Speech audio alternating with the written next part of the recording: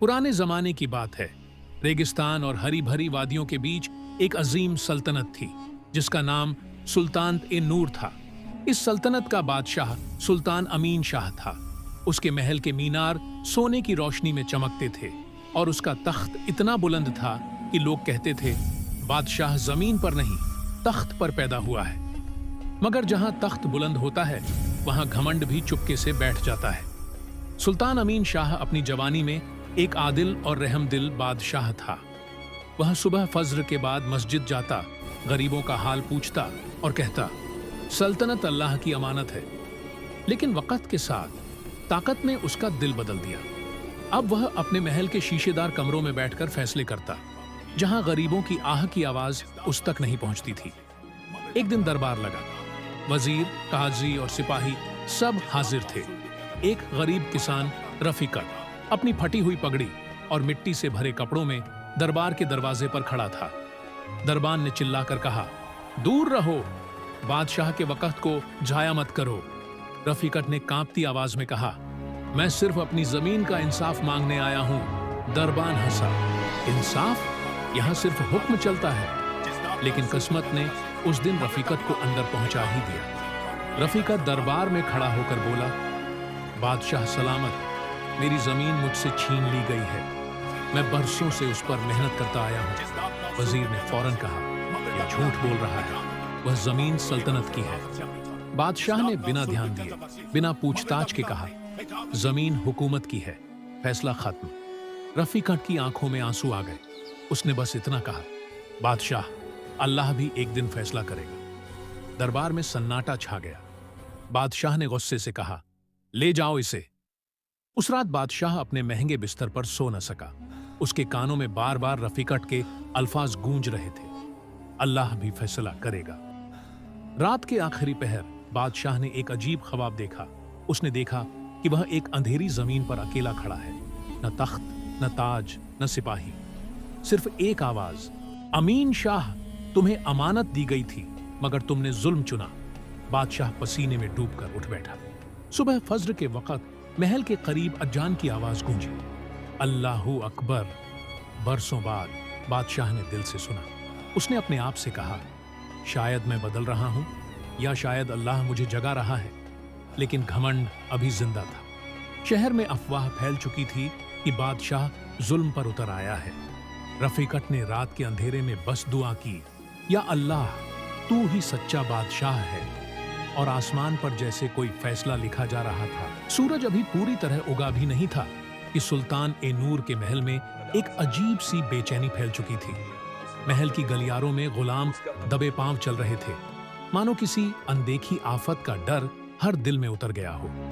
बादशाह सुल्तान अमीन शाह पूरी रात सो न सका था। उसकी आंखों में नींद की जगह वही ख्वाब घूम रहा था, अंधेरा, सन्नाटा और वह आवाज, तुम्हें अमानत दी गई थी मगर तुमने जुल्म चुना।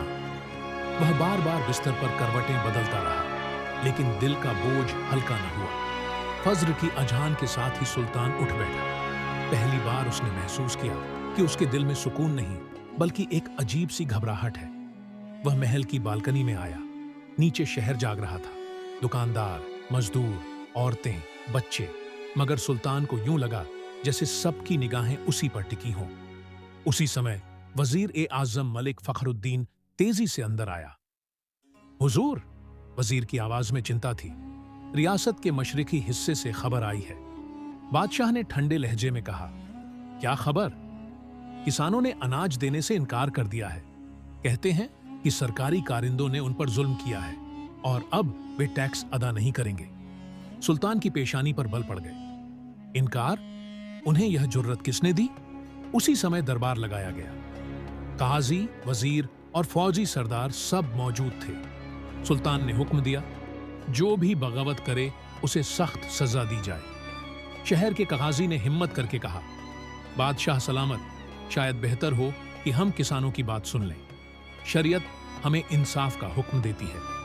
यह सुनते ही सुल्तान का लहजा तल्ख हो गया।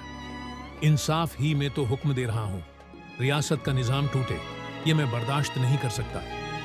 दरबार में खामोशी छा गई। किसी में आगे बोलने की हिम्मत न रही। उसी शहर के एक कच्चे मकान में रफ़ीकत अपनी बीवी और 2 छोटे बच्चों के साथ बैठा था। घर में अनाज का आखिरी बर्तन भी खाली हो चुका था। उसकी बीवी की आंखों में डर साफ झलक रहा था। रफ़ीका, अब क्या होगा? रफ़ीका ने आसमान की तरफ देखा और आहिस्ता से कहा, अल्लाह हमारे साथ है, वह हमें कभी अकेला नहीं छोड़ेगा। उसी पल उसने फैसला कर लिया, वह शहर छोड़कर किसी और इलाके में मेहनत मजदूरी करेगा, मगर न हराम का रास्ता अपनाएगा न बगावत का। कुछ ही दिन गुजरे थे कि सुल्तान के महल में एक और खबर आई। खजाने की आमदनी कम हो गई थी, तिजारती काफिले रुकने लगे थे, शहर में बेचैनी बढ़ती जा रही थी। सुल्तान ने गुस्से में कहा, यह सब कमजोर हुकूमत का नतीजा है, सख्ती करो। उसी रात सुल्तान ने फिर वही ख्वाब देखा। वह उसी वीरान मैदान में खड़ा था। इस बार उसने देखा कि लोग उससे मुंह मोड़कर जा रहे हैं। उसका ताज जमीन पर गिरा पड़ा था और कोई उसे उठाने वाला नहीं था। एक नूरानी आवाज आई, जब रैयत टूटती है तो तख्त भी कांपता है। अगली सुबह सुल्तान ने एक अजीब फैसला किया। उसने हुक्म दिया कि वह अकेला बिना किसी शान और शौकत के शहर का दौरा करेगा। सादे कपड़ों में चेहरे पर नकाब डालकर वह गलियों में निकला। उसने अपनी आंखों से भूख देखी, आंसू देखे और सुनी वे आहें जो कभी उसके दरबार तक नहीं पहुंची थी। एक बूढ़ी औरत कह रही थी, हमारा बादशाह अब हमें नहीं देखता, शायद अल्लाह देख रहा है। यह सुनकर सुल्तान का दिल कांप उठा। रात को सुल्तान मस्जिद में जाकर बैठ गया, वही मस्जिद जहां वह कभी दिल से सजदा किया करता था। उसकी आंखों से आंसू बहने लगे। या अल्लाह, वह पहली बार रोया, अगर मैं गलत हूं तो मुझे सही रास्ता दिखा दे। मगर इम्तिहान अब भी खत्म नहीं हुआ था। उसी रात वजीर फखरुद्दीन ने एक खुफिया साजिश रची। वह चाहता था कि बगावत का इल्जाम कुछ बेगुनाहों पर डालकर अपनी ताकत बढ़ा ले।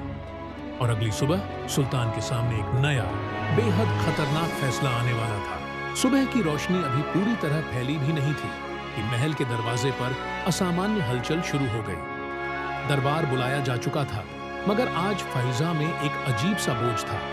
ऐसा लग रहा था मानो हर स्तंभ, हर दीवार किसी आने वाले फैसले का इंतजार कर रही हो। सुल्तान अमीन शाह तख्त पर बैठा था, मगर उसके दिल में सुकून नहीं था।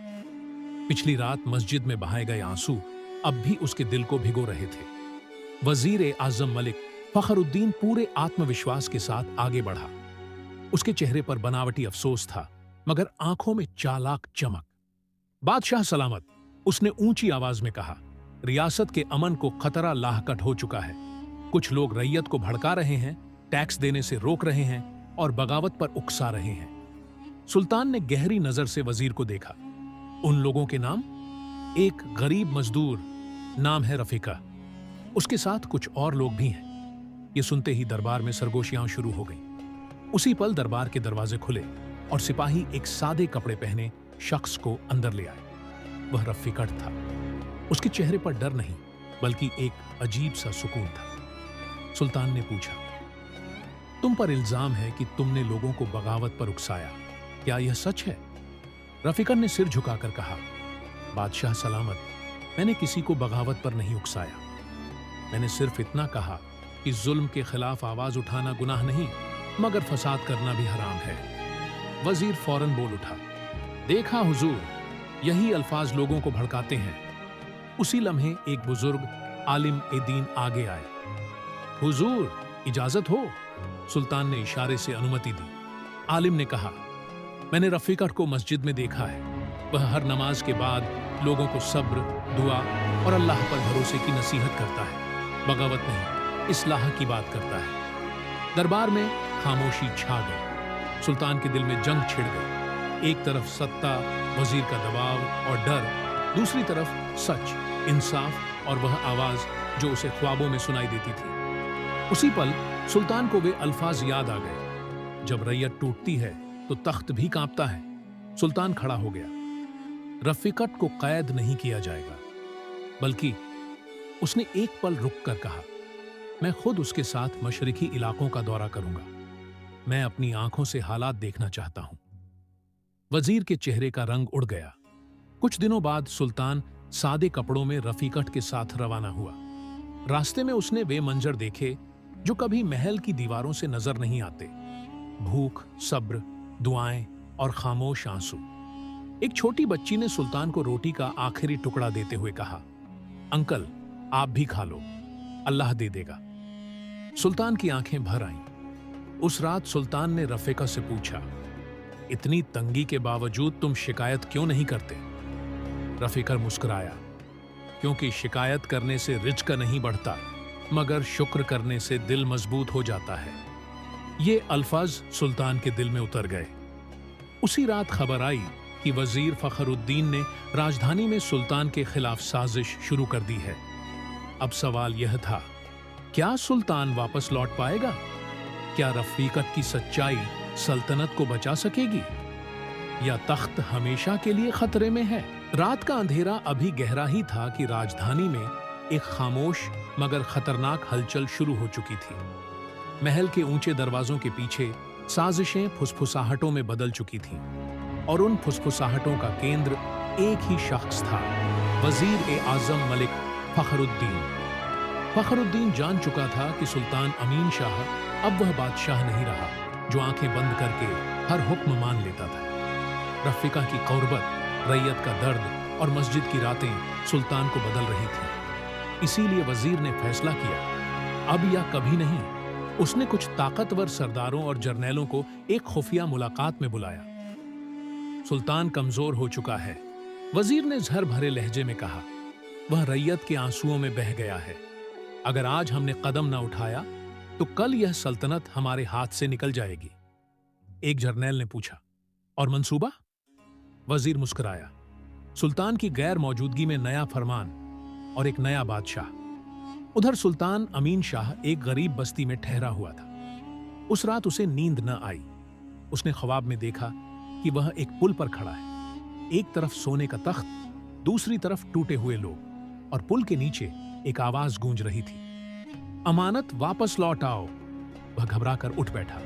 उसी पल रफीकर ने आहिस्ता से कहा, हुजूर, लगता है वक्त आ गया है। सुल्तान ने चौंक कर पूछा, किस बात का वक्त? रफीकर ने नजरें झुकाकर जवाब दिया, सच को तख्त तक पहुंचाने का। सुल्तान ने फौरन वापसी का हुक्म दिया। रातों रात काफिला रवाना हो गया। रास्ते में सुल्तान ने रफीकत से कहा, अगर मैं तख्त खो बैठा तो? रफीकर ने सुकून भरे लहजे में कहा, जो तख्त अल्लाह के हुक्म से मिले वही असली तख्त होता है, बाकी सब इम्तिहान है। जब सुल्तान राजधानी पहुंचा तो महल के दरवाजे बंद थे। शहर में अफवाहें फैल चुकी थीं। बादशाह बदलने वाला है। सुल्तान बिना शाही लिबास के आगे बढ़ा और ऊंची आवाज में कहा, दरवाजे खोलो, मैं सुल्तान अमीन शाह हूं। सिपाहियों में खलबली मच गई। कुछ ने तलवारें नीचे कर दी, कुछ ने नजरें चुरा ली। उसी लम्हे वजीर फखरुद्दीन सामने आ गया। अब बहुत देर हो चुकी है हुजूर, वह घमंड से बोला। रियासत को मजबूत हाथों की जरूरत है, कमजोर दिलों की नहीं। सुल्तान ने सुकून भरे लहजे में कहा, मजबूत हाथ नहीं, मजबूत दिल रियासत बचाते हैं। उसी समय रफीकट आगे बढ़ा और बोला, और वे दिल सिर्फ अल्लाह के खौफ से मजबूत होते हैं, जुल्म से नहीं। आम लोग महल के बाहर जमा हो चुके थे। लोगों ने नारे नहीं लगाए, बस खामोशी से खड़े रहे। ये खामोशी फैसला करने वाली थी। एक जर्नैल आगे आया और बोला, सुल्तान की गैर मौजूदगी में जो कुछ हमने सुना वह झूठ था। असली हकीकत आज सामने है। वजीर फखरुद्दीन के चेहरे का रंग उड़ गया। सिपाहियों ने उसके हाथ बांध दिए। सुल्तान अमीन शाह ने लोगों की तरफ देखा। उसकी आंखों में आंसू थे। आज मैं तख्त पर नहीं, अमानत पर वापस बैठ रहा हूं। अगर मैंने कभी इंसाफ छोड़ा तो मुझे टोकना, क्योंकि बादशाह भी अल्लाह का बंदा है। लोगों की आंखें नम हो गईं। उसी रात सुल्तान ने ऐलान किया, कल एक ऐसा फैसला होगा जो इस सल्तनत की बुनियाद Gli ordinari vecchio che kati sanat tenuta इस रात के बाद सल्तनत के साथ चुका था, या असली इम्तिहान अभी बाकी था। फजर की अजान के साथ ही राजधानी की फिजा बदल चुकी थी। वही शहर जो कल तक खौफ और बेयकीनी में डूबा हुआ था, आज एक खामोश उम्मीद के साथ जाग रहा था। महल के दरवाजे खुले थे, मगर इस बार शान और शौकत के लिए नहीं, बल्कि इंसाफ के लिए। सुल्तान अमीन शाह सादे कपड़ों में मस्जिद से निकलकर सीधे दरबार की ओर आया। न सोने का ताज, न रेशमी लिबास, सिर्फ एक आम इंसान जिसके दिल पर अल्लाह का खौफ और अमानत का बोझ था। दरबार में दाखिल होते ही सुल्तान ने पहला हुक्म दिया, आज से यह दरबार सिर्फ ताकतवरों का नहीं बल्कि मजलूमों की आवाज होगा। यह सुनकर कहाज़ी, उलमा और आम लोगों ने आंखों में आंसू आए। वजीर फखरुद्दीन को दरबार में लाया। सुल्तान ने खुद इल्जाम नहीं लगाया, बल्कि कहाज़ी को पूरा इख्तियार दे दिया।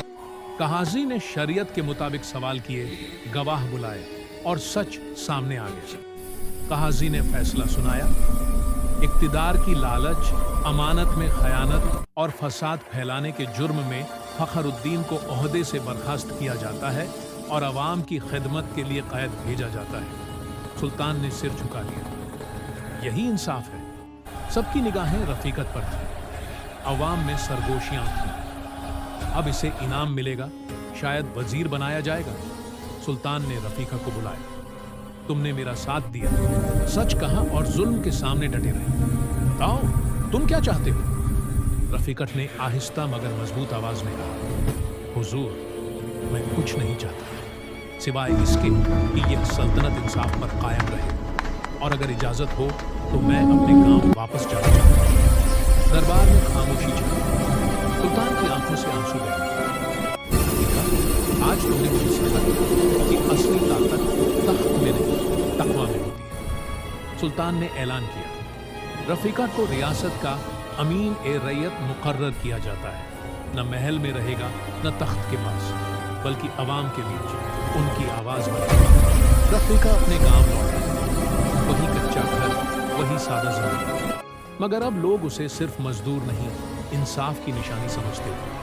वह हर नमाज के बाद, अगर अल्लाह साथ हो तो कमजोरी भी ताकत बन जाती है। सुल्तान अमीन शाह ने महल के कई दरवाजे अवाम के लिए खोल दिए। टैक्स में नरमी, जालिम कारिंदों की बर्खास्तगी और हर जुमे खुली अदालत, ये सब इस बात की अलामत थे कि सल्तनत बदल चुकी है। अक्सर रातों में सुल्तान मस्जिद में बैठकर यही दुआ करता, या अल्लाह मुझे तख्त का नहीं अमानत का हकदार बना दे। वक्त गुजरता गया, लोग उस दौर को याद करने लगे। यह वह वक्त था जब एक बादशाह ने ताकत नहीं तकवा को चुना, और एक गरीब ने साबित कर दिया कि सच, सब्र और ईमान तख्त भी बदल सकते हैं। जब हुक्मरान खुद को मालिक नहीं अमानतदार समझने लगे तो जमीन पर भी अल्लाह की रहमत उतर आती है।